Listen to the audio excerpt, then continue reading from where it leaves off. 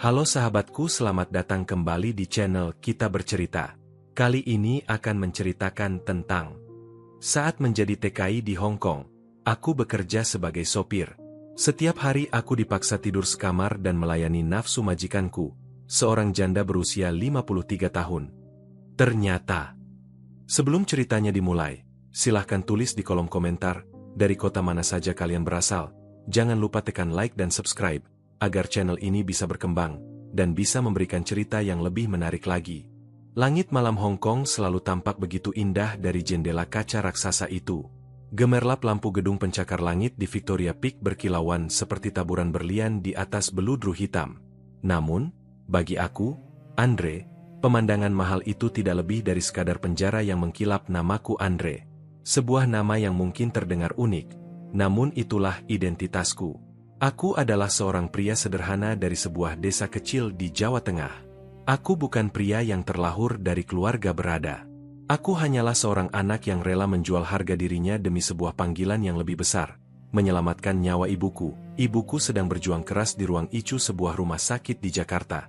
Biaya operasional mesin bantu napas, obat-obatan mahal, dan tumpukan utang warisan mendiang ayah yang melilit leher kami, memaksaku untuk menandatangani kontrak kerja sebagai tenaga kerja Indonesia di Hong Kong.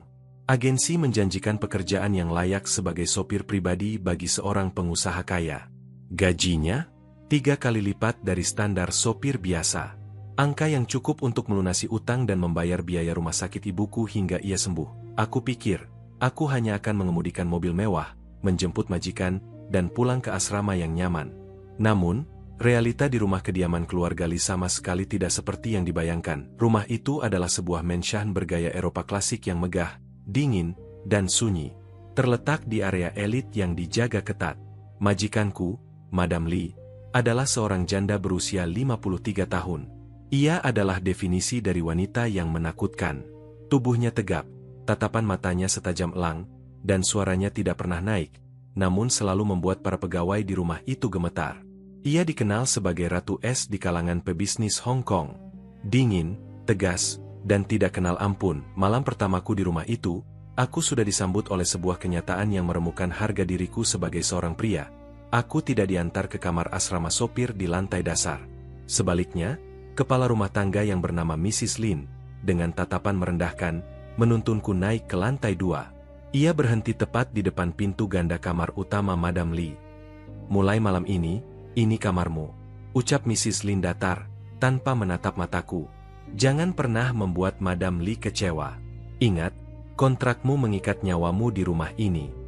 Pintu terbuka. Aroma parfum mahal yang bercampur dengan udara dingin pendingin ruangan langsung menyergap indraku. Madam Lee sedang duduk di tepi ranjang king size-nya. Ia mengenakan jubah sutra berwarna merah gelap. Wajahnya yang cantik namun keras menatapku tanpa ekspresi. "Kemarilah ke sini, Andre," perintahnya. Suaranya pelan, namun memiliki otoritas yang mutlak. Aku melangkah ragu. Jantungku berdebar kencang, bukan karena ketegangan bekerja, melainkan karena firasat buruk yang menyelimuti pikiranku. "Madam, apakah ada kesalahan? Saya pikir saya akan tidur di kamar sopir," tanyaku pelan, mencoba menahan getar di suaraku. Madam Lee tersenyum tipis. Senyum yang sama sekali tidak mencapai matanya. "Kamu membaca kontrak kerjamu, kan? Klausul tambahan nomor 4. Kamu bukan sekadar sopir. Kamu adalah pendamping pribadiku. Kamu akan tidur di kamar ini, di kasur ini, dan setiap malam, kamu harus menemaniku, memenuhi setiap kebutuhanku, dan melayani nafsuku. Kamu tidak diizinkan meninggalkan rumah ini tanpa seizinku." Duniaku seakan runtuh dalam sekejap. Darahku berdesir naik ke wajah. Rasa malu, terhina, dan marah bercampur menjadi satu. Aku adalah seorang pria. Ia adalah seorang janda. Tuntutan itu adalah sebuah penghinaan yang merendahkan martabatku. "Madam, saya ini sopir. Saya tidak bisa menolak," potongnya tajam. Matanya menyipit berbahaya. "Jika kamu menolak, kontrakmu batal hari ini juga. Kamu akan dideportasi besok pagi. Ingat ibumu di Jakarta, Andre. Ingat tagihan rumah sakit yang menumpuk. Kamu butuh uang ini. Dan aku butuh kehadiranmu di sini." Kalimat terakhirnya diucapkan dengan nada yang aneh. Ada sedikit getaran yang hampir tidak terdengar. Namun aku terlalu panik untuk menyadarinya. Aku menelan ludah. Bayangan wajah pucat ibuku yang terpasang selang infus di ruang ICU muncul di pelupuk mataku. Air mataku hampir tumpah. Namun aku menahannya. Aku tidak punya pilihan. Harga diriku harus kubunuh demi nyawa ibuku. Baik, Madam, jawabku akhirnya. Suaraku terdengar mati, seolah jiwaku baru saja meninggalkan ragaku. Malam itu adalah malam terpanjang dalam hidupku. Aku berbaring di sisi ranjang yang luas, kaku seperti papan kayu. Madam Lee memaksaku untuk memeluknya dari belakang. Ia menuntut kehangatan tubuhku, menuntut kehadiranku yang patuh. Setiap sentuhan tangannya di kulitku membuatku merasa seperti barang dagangan yang kehilangan harga dirinya. Aku memejamkan mata erat-erat, membayangkan suara monitor detak jantung ibuku, mengulang-ulang doa dalam hati agar aku diberi kekuatan untuk melewati malam yang memalukan ini. Keesokan paginya, aku berjalan keluar dari kamar utama dengan mata yang sembab dan langkah yang berat. Di lorong, aku berpapasan dengan 2 orang pelayan dan seorang tukang kebun. Mereka berhenti berbisik. Tatapan mereka menusukku penuh dengan rasa jijik dan penghinaan. "Dasar pria murahan," bisik salah satu pelayan cukup keras untuk kudengar. "Mata duitan. Pantas saja diterima bekerja di sini. Mengandalkan tubuhnya untuk merayu janda kaya." Tawa kecil terdengar dari mereka. Aku menundukkan kepalaku. Aku tidak bisa membela diri. Aku tidak bisa berteriak bahwa aku dipaksa. Jika aku membuka mulut, Madam Lee akan menghancurkanku, dan ibuku akan mati karena tidak ada yang membiayai obatnya. Aku harus menelan semua racun itu bulat-bulat. Aku harus menjadi pria lemah yang mereka lihat di mata mereka, demi bertahan hidup. Namun, di tengah rasa hinaku yang memuncak, ada satu hal yang mulai menyadarkanku. Semalam, saat aku memeluk Madam Lee dari belakang, aku tidak merasakan gairah yang meledak-ledak dari dirinya.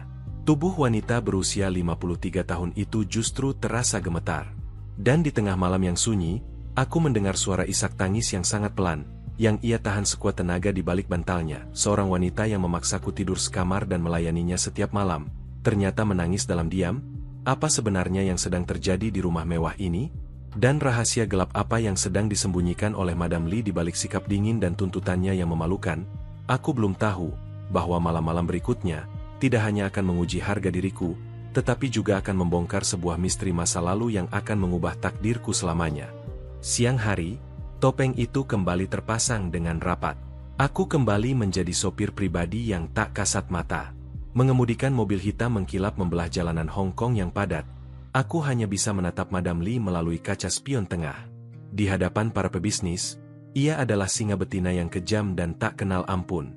Tidak ada sedikit pun kelembutan yang terlihat dari wanita yang semalam memelukku erat hingga tulang rusukku terasa ngilu. "Andre, turunkan aku di lobi belakang. Jangan matikan mesin," perintahnya dingin saat kami tiba di sebuah gedung perkantoran elit di distrik sentral. Hujan gerimis mulai turun, mengaburkan pandangan keluar kaca mobil. "Baik, Madam," jawabku singkat, menundukkan pandanganku saat ia melangkah keluar dengan payung hitamnya. Seorang pria paruh baya yang merupakan kepala keamanan gedung itu menyapanya dengan sangat hormat. Namun, saat pria itu melirik ke arahku melalui jendela mobil yang terbuka sedikit, tatapannya berubah menjadi tatapan jijik yang samar. Aku sudah terbiasa. Di mata mereka, aku hanyalah pria murahan yang menjual tubuh untuk menaiki tangga sosial. Kembali ke garasi Menshan setelah seharian penuh berkeliling kota, aku memarkir mobil dan berjalan menuju ruang istirahat sopir di lantai dasar.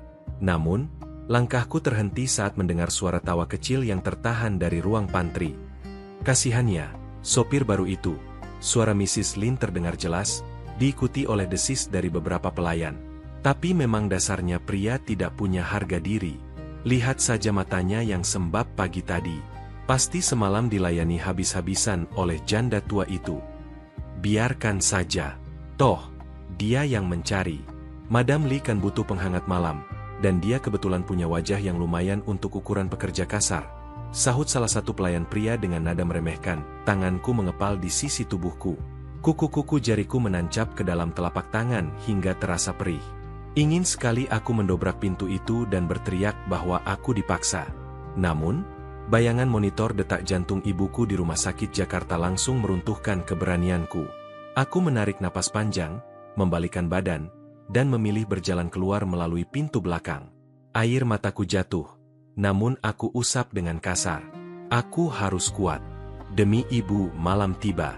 Pukul 9 malam, Mrs. Lin menginstruksikanku untuk naik ke lantai 2. Momen yang paling aku takutkan, sekaligus paling aku nantikan untuk segera dilewati. Aku membuka pintu kamar utama. Madam Li sudah menunggu di tepi ranjang. Ia tidak lagi mengenakan setelan bisnis yang tajam, melainkan gaun tidur sutra berwarna ungu gelap. Wajahnya terlihat jauh lebih lelah dari siang hari, ada lingkaran hitam samar di bawah matanya. "Mendekatlah, Andre." Suaranya terdengar serak, tidak sekuat biasanya. Aku menuruti perintahnya. Duduk di tepi ranjang, menjaga jarak sopan. Namun, ia menarik lenganku, memaksaku untuk memeluknya. Kali ini, aku tidak merasakan tuntutan fisik yang memalukan seperti malam pertama. Tubuhnya bersandar di dadaku. Tangannya yang dingin meraba-raba wajahku, menyentuh tulang rahangku, lalu membelai rambutku dengan gerakan yang sangat lembut dan penuh keputusasaan. "Kamu mirip," bisiknya pelan, hampir tak terdengar oleh telingaku. "Sangat mirip." Aku terdiam, tidak berani bertanya. Siapa yang ia maksud? Apakah ia sedang berhalusinasi? Atau ini hanya cara manipulatifnya untuk mengikatku secara psikologis? "Tidurlah. Jangan bergerak," perintahnya pelan. Ia memejamkan mata. Napasnya perlahan menjadi teratur. Ia tertidur, aku tetap terjaga. Kaku dalam posisi memeluknya. Jam dinding menunjukkan pukul 2 pagi. Madam Li masih terlelap, namun keningnya berkerut, seolah ia sedang terjebak dalam mimpi buruk. Tangannya yang tadi membelai rambutku, kini mencengkeram erat baju tidurku perlahan. Aku mencoba melepaskan diri agar bisa mengambil air minum di meja nakas. Saat aku bergerak, saku baju tidur Madam Li yang longgar tersingkap. Sesuatu jatuh ke karpet tebal dengan suara yang sangat pelan. Sebuah foto hitam putih yang sudah usang dan terlipat. Dengan hati-hati, aku memungutnya. Cahaya bulan yang masuk melalui celah tirai menyinari foto itu. Jantungku seketika berhenti berdetak. Napasku tercekat di tenggorokan. Foto itu menampilkan seorang pemuda yang sedang tersenyum bahagia, berdiri di samping seorang wanita muda yang sangat cantik. Wanita itu adalah Madam Li di masa mudanya. Namun, yang membuat darahku berdesing bukanlah wajah Madam Li, melainkan wajah pemuda di sampingnya. Pemuda di dalam foto itu memiliki wajah yang persis sama denganku. Bukan sekadar mirip, tapi benar-benar identik. Bahkan, ada sebuah tahi lalat kecil di bawah mata kirinya, persis di tempat yang sama dengan tahi lalat di wajahku. Aku menatap tanggal yang tertera di sudut foto itu dengan tangan gemetar. Tahun 1995, lebih dari 30 tahun yang lalu. Aku bahkan belum lahir saat foto ini diambil. Siapa pemuda ini? Dan mengapa Madam Li memaksaku, seorang sopir TKI yang tidak ia kenal sebelumnya, untuk tidur di kamarnya dan memeluknya setiap malam? Apakah ini semua hanya kebetulan yang mengerikan? Atau ada rahasia kelam yang mengikat nyawaku dengan masa lalu wanita tua itu? Pagi itu, aku tidak langsung meletakkan foto usang tersebut kembali ke saku baju tidur Madam Li. Aku menatapnya dengan tangan yang masih gemetar. Cahaya bulan yang masuk melalui celah tirai menyinari wajah pemuda dalam foto itu. Wajah yang merupakan salinan sempurna dari wajahku sendiri. Tiba-tiba, sebuah suara serak memecah keheningan kamar. "Kamu sudah melihatnya, Andre?" Aku tersentak kaget. Madam Li sudah terbangun. Ia tidak terlihat marah. Sebaliknya, tatapan matanya yang biasanya tajam dan menakutkan, kini dipenuhi oleh sebuah kesedihan yang sangat dalam. Ia duduk perlahan, merapikan gaun tidurnya, dan menatapku dengan sorot mata yang asing. Siapa pria ini, Madam?" Tanyaku pelan. Suaraku terdengar parau. "Dia adalah Chen Wei, suamiku yang pertama. Ayah dari seluruh kekayaanku," jawabnya. Suaranya bergetar. "Dia meninggal dalam sebuah kecelakaan pesawat 30 tahun yang lalu. Saat itu, aku sedang mengandung anak kami. Namun, bayi itu lahir prematur dan tidak selamat. Sejak hari itu, duniaku hancur." Aku terdiam, mencerna setiap kata yang ia ucapkan. Rasa jijik dan marah yang kubawa sejak malam pertama, perlahan mulai pudar, digantikan oleh rasa iba yang membuncah. Keluarga Chen, saudara-saudara mendiang suamiku, adalah orang-orang yang sangat serakah, lanjut Madam Li. Tatapannya mengeras, kembali menampilkan sisi Ratu Es yang kejam. Mereka menunggu kesalahanku. Mereka menunggu aku mati. Menurut hukum keluarga Chen, jika aku tidak memiliki keturunan darah Chen yang sah untuk mewarisi perusahaan, seluruh aset, properti, dan hartaku akan disita oleh mereka. Aku tidak akan membiarkan warisan suamiku jatuh ke tangan orang-orang tamak itu. Lalu, apa hubungannya semua ini denganku? Tanyaku, masih belum memahami gambaran besarnya. Madam Li menatapku lekat-lekat. Wajahmu, Andre. Wajahmu adalah anugerah dari Tuhan yang tidak pernah kuharapkan. Kamu adalah salinan sempurna dari Chen Wei. Saat aku pertama kali melihatmu di agensi, aku pikir aku sedang bermimpi. Aku memaksamu bekerja di sini, memaksamu tidur di kamarku, karena kehadiranmu adalah satu-satunya hal yang menenangkan jiwaku yang hancur. Setiap malam, saat aku memelukmu, aku merasa Chen Wei kembali kepadaku. Air mataku hampir menetes. Ternyata, tuntutan memalukan itu bukanlah sekadar pemuasan nafsu semata. Itu adalah bentuk keputusasaan seorang wanita yang kehilangan separuh jiwanya. Tapi, Madam, usia Anda sudah 53 tahun. Bagaimana mungkin Anda bisa memberikan keturunan untuk menghentikan keluarga Chen? Tanyaku ragu. Dengan uang, segala sesuatu mungkin terjadi, jawabnya tegas. Aku memiliki akses ke fasilitas medis terbaik dan paling rahasia di dunia. Dokter pribadiku sedang mempersiapkan prosedur medis tingkat tinggi. Aku akan mengandung anak itu. Namun, aku membutuhkan benihmu, Andre. Dan aku membutuhkanmu untuk tetap berada di sisiku, menjadi suamiku, dan meyakinkan keluarga Chen bahwa anak dalam kandungku adalah darah daging Chen Wei yang lahir kembali. Aku terpaku. Permintaannya sangat gila. Sangat tidak masuk akal. Namun, melihat tekad di matanya, aku tahu ia tidak main-main. Dengarkan aku baik-baik, Andre, ucap Madam Li. Ia menggeser duduknya, menatapku dengan penuh kesungguhan. Jika kamu menyetujui permintaan ini, jika kamu berhasil menghamiliku melalui prosedur medis ini, dan kamu menemaniku hingga kontrak kerjamu selesai, aku akan memberikan 30% dari seluruh hartaku untukmu. Lebih dari itu, kamu akan menjadi suamiku secara resmi di mata hukum Hong Kong. Kamu tidak akan lagi dipandang rendah sebagai sopir murahan. Kamu akan menjadi tuan besar di rumah ini. Tawaran itu terdengar seperti mimpi. 30% dari kekayaan triliunan rupiah. Itu lebih dari cukup untuk melunasi semua utang keluarga, membeli rumah sakit pribadi untuk ibuku, dan memastikan masa depanku selamanya. Namun, di balik tawaran menggiurkan itu, aku menyadari beban yang harus kutanggung. Aku harus mengorbankan kebebasanku sepenuhnya. Aku harus menjadi suami bagi seorang wanita yang usianya jauh lebih tua, membawa anak yang bukan dari hubungan cinta, dan menghadapi amarah keluarga Chen yang kejam. Aku menatap foto Chen Wei di tanganku, lalu menatap wajah Madam Li yang kini terlihat begitu rapuh. Aku menyadari bahwa di balik tembok emas Menshan ini, kami berdua adalah tawanan. Ia adalah tawanan dari masa lalunya yang kelam, dan aku adalah tawanan dari kemiskinan yang memaksaku menjual harga diri. Baik, Madam Li, jawabku akhirnya. Suaraku terdengar mantap, meski hatiku masih dilanda badai. Saya akan menyetujui perjanjian ini. Saya akan menjadi suami Anda, dan saya akan memberikan keturunan yang Anda butuhkan. Tapi ada satu syarat.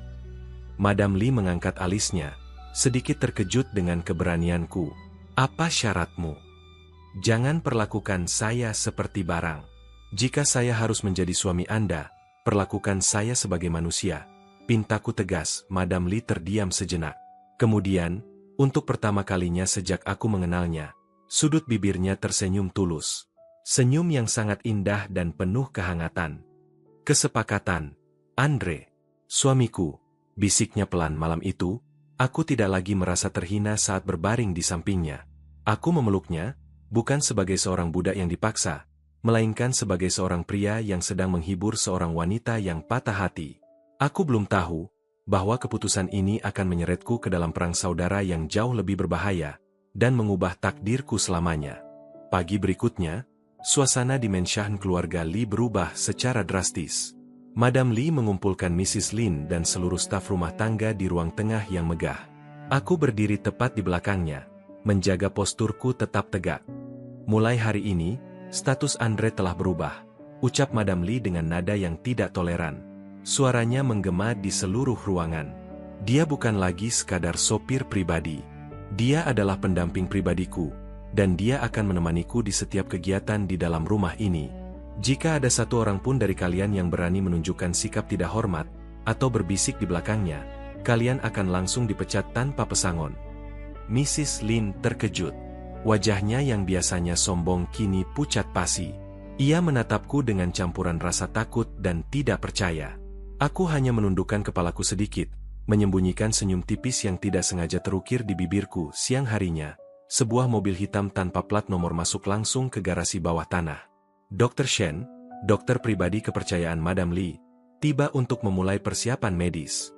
Di ruang medis pribadi yang lengkap di lantai 2, Dr. Shen menjelaskan prosedur dengan sangat serius. Madam Lee, prosedur stimulasi dan transfer embrio ini akan kita lakukan sore ini, jelas Dr. Shen sambil memeriksa hasil tes darah. Namun, Anda harus memahami risikonya. Tubuh Anda membutuhkan dukungan emosional dan fisik yang stabil. Andre harus selalu berada di dekat Anda. Stres adalah musuh utama dalam proses kehamilan ini. Madam Lee mengangguk pelan. Tangannya meraih tanganku di bawah selimut medis. Genggaman itu terasa dingin, namun penuh dengan harapan yang rapuh. Setelah prosedur selesai, Madam Lee harus menjalani istirahat total.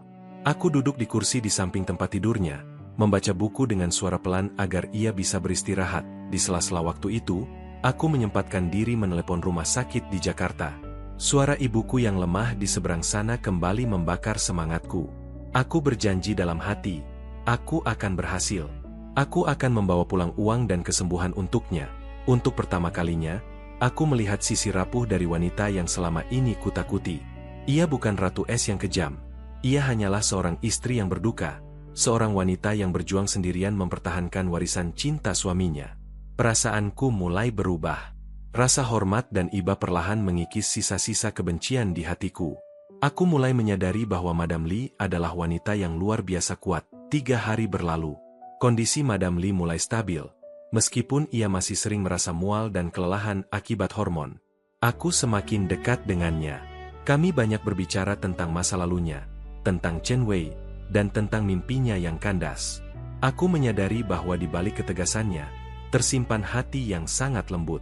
Benih-benih cinta yang tulus mulai tumbuh di dadaku, menggantikan rasa terpaksa yang dulu kurasakan. Namun, kedamaian itu tidak bertahan lama. Pada hari keempat, bel pintu depan Menshan berbunyi nyaring. Mrs. Lin masuk ke kamar dengan wajah panik.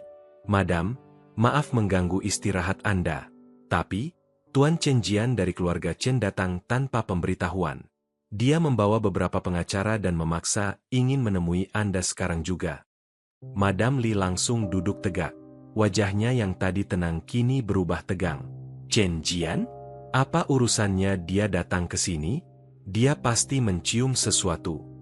Chen Jian adalah keponakan laki-laki Madam Lee. Ia adalah orang yang paling vokal menuntut agar Madam Lee segera pensiun dan menyerahkan aset perusahaan kepada keluarga Chen.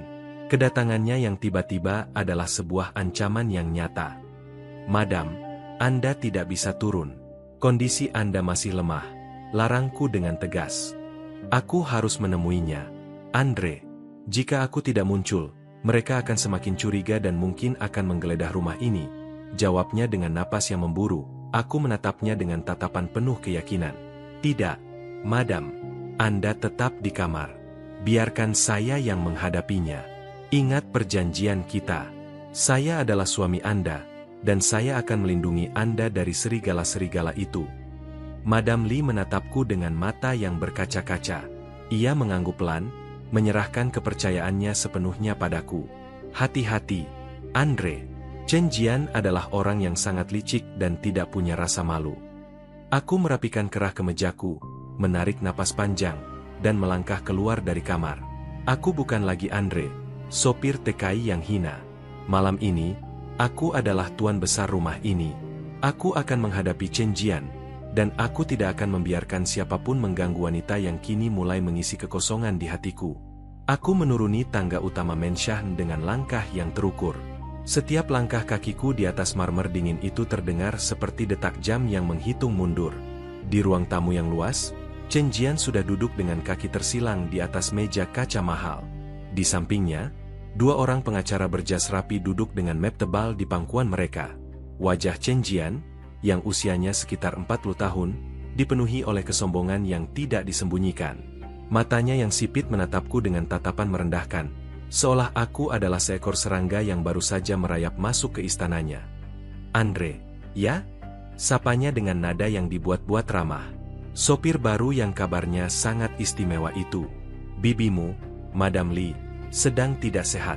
Aku datang sebagai keluarga untuk memastikan keadaannya."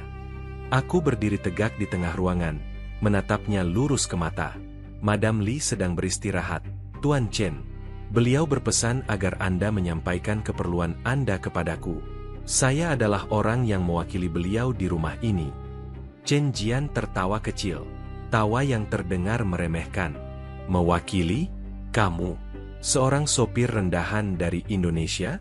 Jangan membuatku tertawa, Andre. Aku tahu persis apa yang sedang terjadi di rumah ini. Para pelayan sudah bercerita padaku. Kamu tidur sekamar dengan bibiku.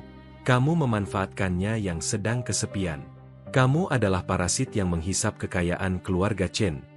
Darahku mendidih mendengar tuduhannya. Namun, aku mengingat pesan Madam Li. Chen Jian adalah orang yang licik. Jika aku terpancing emosi, aku akan kalah. "Tuan Chen, saya menghormati Anda sebagai keluarga," jawabku dengan suara yang tenang, meski tanganku mengepal di sisi tubuh. "Namun, saya tidak akan membiarkan siapapun menghina saya di rumah ini. Madam Li adalah orang yang saya hormati, dan saya ada di sini karena beliau memintaku. Jika Anda memiliki urusan bisnis, silakan bicarakan dengannya saat beliau siap. Jika tidak, saya mohon Anda meninggalkan rumah ini." Wajah Chen Jian memerah. Ia tidak menyangka seorang sopir akan berani berbicara seperti itu. Ia berdiri dengan kasar, menjatuhkan kakinya dari meja. "Kamu berani mengusirku? Kamu tahu siapa aku? Aku adalah pewaris sah keluarga Chen. Semua yang ada di rumah ini, termasuk bibimu yang sedang bersembunyi di lantai atas, adalah milikku." Salah satu pengacaranya membuka map dan mengeluarkan beberapa dokumen. "Tuan Chen memiliki bukti yang cukup kuat, Andre. Kami tahu Madam Li sedang menjalani prosedur medis tertentu. Kami juga tahu bahwa secara hukum, jika beliau tidak memiliki keturunan darah Chen, seluruh aset akan beralih ke tangan Tuan Chen. Kami datang untuk memastikan bahwa tidak ada penipuan yang sedang direncanakan." Jantungku berdegup kencang. Mereka sudah mencium rencana Madam Li. Jika mereka tahu bahwa aku adalah donor benih yang akan menjadi ayah dari anak yang dikandung Madam Li, mereka pasti akan menghancurkannya. "Madam Li tidak sedang merencanakan penipuan," jawabku dengan tegas. "Beliau adalah istri sah mendiang Chen Wei. Beliau memiliki hak penuh atas warisan suaminya. Dan jika beliau memutuskan untuk memiliki keturunan di usia ini, itu adalah hak beliau sebagai seorang wanita." Chen Jian mendekatiku, menatapku dengan tatapan yang tajam dan penuh kebencian. "Kamu pikir kamu bisa melindunginya? Dengarkan aku baik-baik, Andre. Aku akan menyelidiki setiap detail tentang dirimu. Aku akan mencari tahu dari mana kamu berasal, siapa keluargamu, dan apa motifmu sebenarnya. Jika aku menemukan satu saja kebohongan, aku akan memastikan kamu dipenjara dan dideportasi. Dan bibimu, aku akan memastikan dia kehilangan semuanya." Ia berbalik dan berjalan menuju pintu keluar. Namun, sebelum melangkah keluar, ia berhenti dan menoleh ke arahku. "Oh ya, satu hal lagi. Aku akan mengirim penyelidik pribadiku ke Indonesia. Aku ingin tahu siapa ibumu yang sedang sakit itu. Mungkin aku bisa menawarkan bantuan, atau justru memastikan dia tidak mendapatkan perawatan yang layak." Ancaman itu menusuk hatiku seperti pisau panas. Ibuku. Mereka berani mengancam ibuku. Aku ingin menerjang Chen Jian, namun aku tahu itu akan menjadi akhir dari segalanya. Aku harus menahan diri. Aku harus menjadi lebih licik darinya. "Silakan, Tuan Chen," jawabku dengan senyum tipis yang dingin. "Namun, ingatlah satu hal. Madam Li bukan wanita yang bisa dipermainkan. Dan saya bukan sopir yang bisa Anda intimidasi. Kita akan lihat siapa yang akan bertahan di akhir permainan ini." Chen Jian menggeram, lalu melangkah keluar dari Mansion bersama pengawalnya. Mobil hitam mereka melesat pergi, meninggalkan keheningan yang mencekam. Aku menghela napas panjang, menyadari bahwa bajuku sudah basah oleh keringat dingin. Aku berlari menaiki tangga menuju kamar Madam Lee. Ia sedang duduk di tepi ranjang, wajahnya pucat karena khawatir. "Mereka sudah pergi, Madam," laporku dengan napas yang masih memburu. "Tapi mereka mengancam akan menyelidikiku. Dan yang lebih buruk, mereka mengancam ibuku di Indonesia." Madam Lee terdiam. Matanya yang biasanya tajam kini dipenuhi oleh rasa bersalah. "Andre, aku minta maaf. Aku tidak menyangka Chen Jian akan sekejam ini. Jika kamu ingin berhenti, aku akan memahami." "Tidak, Madam," potongku dengan tegas. Aku duduk di sampingnya, menggenggam tangannya yang dingin. "Saya sudah berjanji untuk melindungi Anda. Dan saya tidak akan mundur hanya karena ancaman. Tapi kita harus berhati-hati. Chen Jian tidak akan berhenti sampai dia menghancurkan kita." Madam Lee menatapku dengan mata yang berkaca-kaca. "Terima kasih, Andre. Kamu benar-benar berbeda dari yang kubayangkan." Malam itu, aku tidak bisa tidur. Aku duduk di dekat jendela, menatap langit Hong Kong yang gemerlap. Aku tahu, ini baru permulaan. Chen Jian akan menyerang dengan cara yang lebih kejam. Dan aku harus siap menghadapi serigala-serigala yang siap menerkam kami berdua. Namun, ada satu hal yang membuatku tetap bertahan. Cinta yang perlahan tumbuh di hatiku untuk Madam Lee, dan harapan untuk menyelamatkan ibuku. Aku tidak akan membiarkan siapapun mengambil semuanya dariku. 2 minggu berlalu sejak ancaman Chen Jian yang kejam.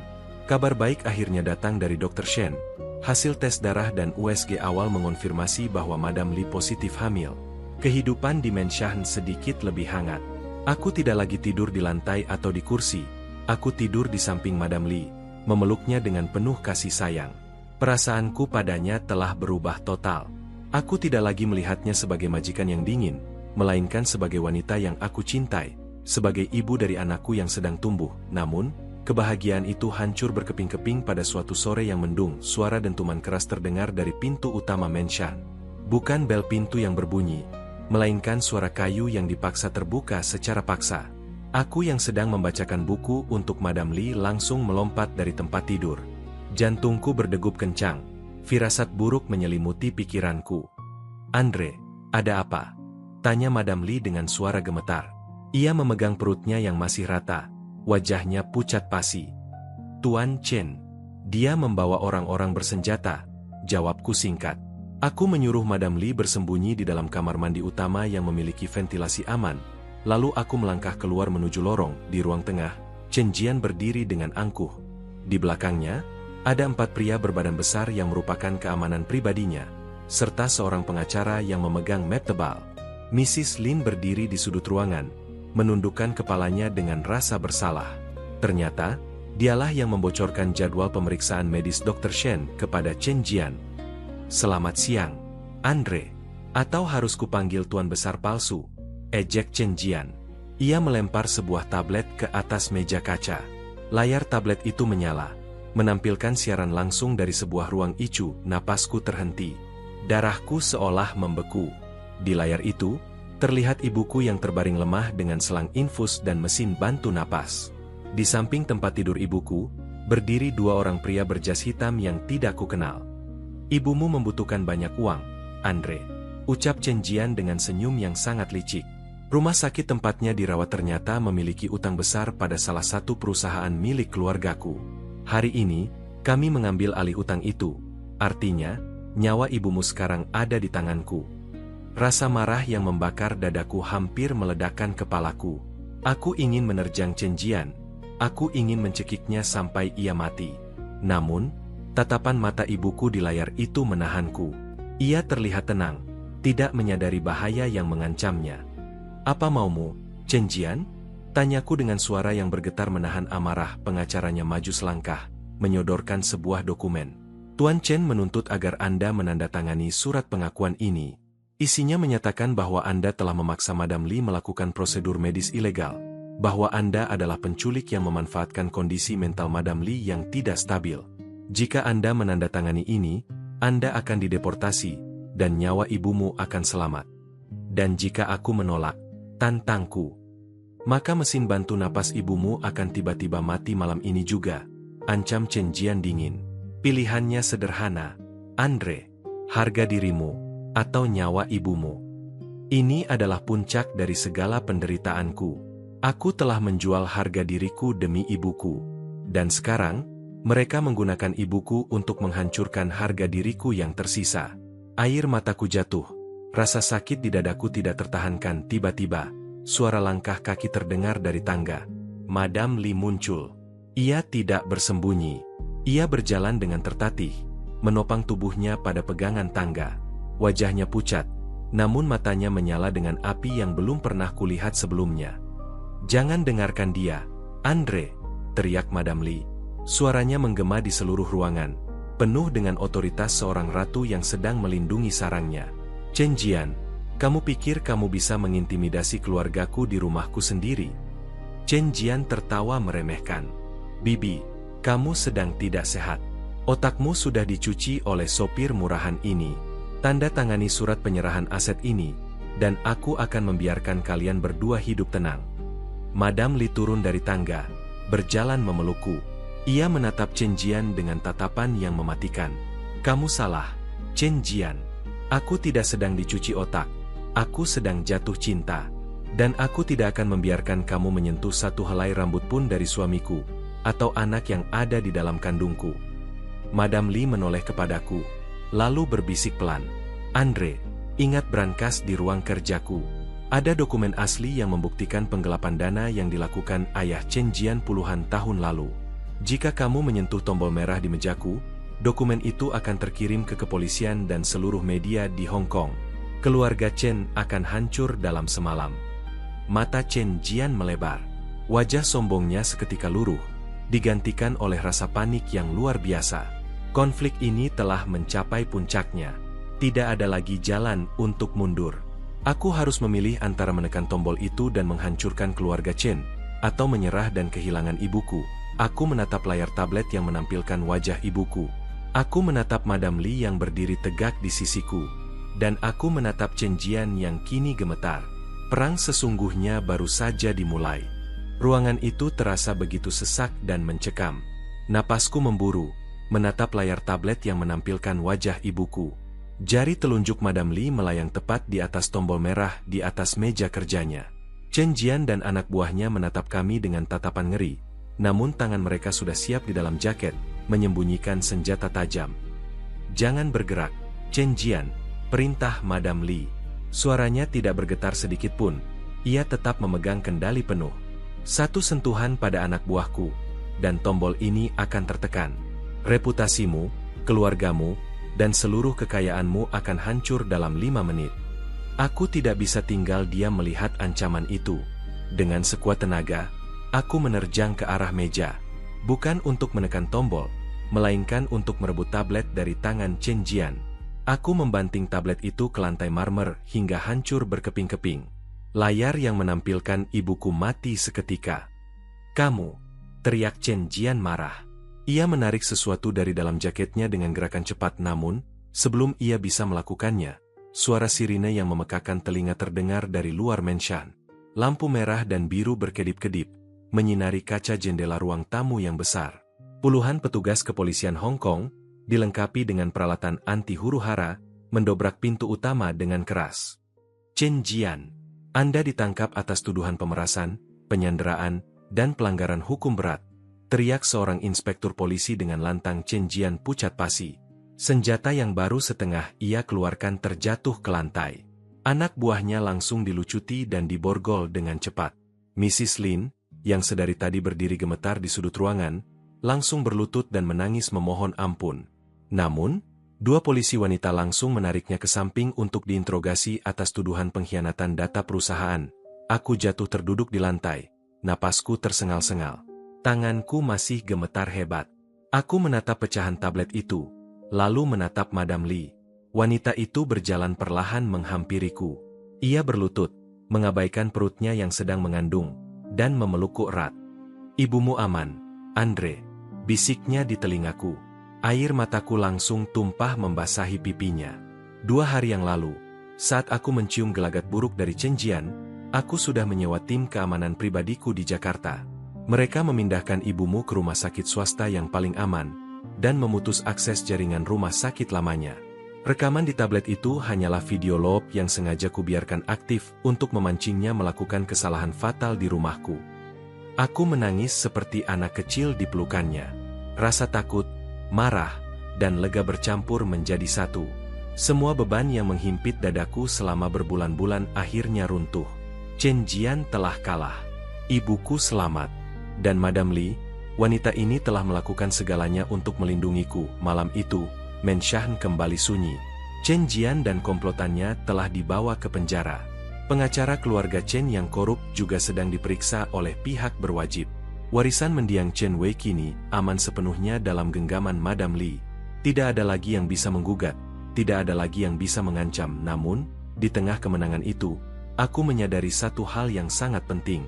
Saat Madam Li tertidur kelelahan di pangkuanku, aku menatap wajahnya yang kini tampak jauh lebih damai. Garis-garis keras di wajahnya telah memudar, digantikan oleh senyum tipis dalam tidurnya. Tangannya menggenggam erat jari-jariku. Aku tidak lagi melakukan ini karena kontrak. Aku tidak lagi bertahan hanya karena uang atau untuk menyelamatkan ibuku. Hatiku telah sepenuhnya jatuh cinta pada wanita yang kini menjadi istriku. Cinta yang tulus, yang tumbuh dari rasa hormat, pengorbanan, dan perlindungan yang kami berikan satu sama lain. Keesokan paginya, Dr. Shen datang untuk pemeriksaan rutin. Ia membawa kabar yang membuat kami berdua terpukul dan cemas.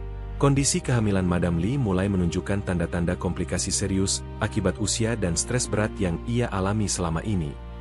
Madam Li, Anda harus istirahat total absolut, ucap Dr. Shen dengan wajah yang sangat serius. Tekanan darah Anda sangat tidak stabil. Jika tidak dijaga dengan ketat, nyawa Anda dan bayi Anda bisa terancam. Madam Li menatapku dengan mata yang berkaca-kaca. Andre, jika sesuatu terjadi padaku, kamu harus janji akan merawat anak ini. Dan kamu harus kembali ke Indonesia, merawat ibumu dengan uang yang sudah kuberikan. Jangan bicara seperti itu, Madam. Potongku tegas, menggenggam kedua tangannya dengan penuh keyakinan. Kita akan melewati ini bersama. Aku di sini bukan hanya sebagai suamimu dalam kontrak, tapi sebagai suamimu yang mencintaimu. Aku tidak akan membiarkan apapun terjadi padamu. Perang fisik telah kita menangkan. Namun, perang sesungguhnya untuk mempertahankan nyawa Madam Li dan anak kami, baru saja dimulai.